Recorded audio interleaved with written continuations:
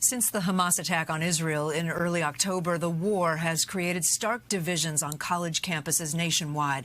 Our Antonia Hilton returned to one school for a candid conversation with student activists on both sides of the issue.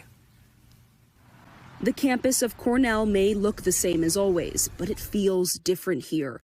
Students are on edge and have been since the war began, and a student was arrested for making violent anti-Semitic threats. How would you describe the climate right now? We're getting threats on campus, so it's like, how can you mourn? I'm numb. I feel like I'm desensitized. We asked students from the Jewish organization Hillel and Students for Justice in Palestine to meet together. Both declined. I don't think it's the right time. If you have family and friends in the region, it's not an intellectual exercise to debate and discuss. Jewish students Zoe and Simone are the descendants of Holocaust and pogrom survivors. My cousin is a paratrooper in the Israeli Defense Forces.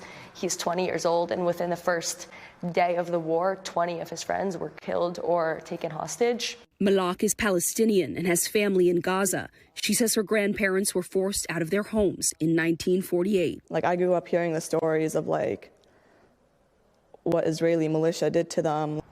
At one point, the tension was so high at Cornell, classes were canceled. And the Department of Education is now investigating alleged harassment complaints at Cornell and other schools. I've noticed a lot more stares, a lot more unease just around me being around. It's just been really, really challenging for people on this campus. When I'm seeing my peers march down the streets chanting things like "from the river to the sea," which we've seen as really a call for genocide or an ethnic cleansing of Jewish people. Many Jewish students see that slogan, "from the river to the sea," as a call for violence. Many Muslim students say it's a call for equal rights. The thing says, from the river to the sea, Palestine will be free. So the question is, where is it from the river to the sea Palestinians shouldn't feel safe? That's a better question I think we should entertain. Let's look at the map and say, I want Palestinians to be free. I want Jewish folk to be free everywhere from the river to the sea. That's what it means. My problem is with that slogan in specific, not whatever message anyone thinks they're sharing with it, because Hamas has used it. It's been appropriated by a terrorist organization. Cornell has increased security and promised new programs to fight anti-Semitism and tells NBC News they condemn all forms of discriminatory bias.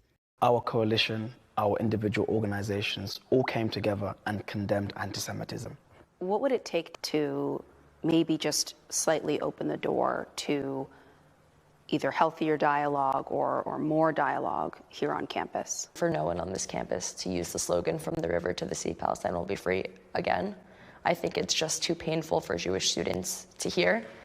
Until I can be seen as a human, and until my humanity of being a Muslim, of being a Palestinian, is seen first, then it's hard to have a conversation. For now, neither side believes the other can see their humanity. Antonia Hilton, NBC News, Ithaca, New York.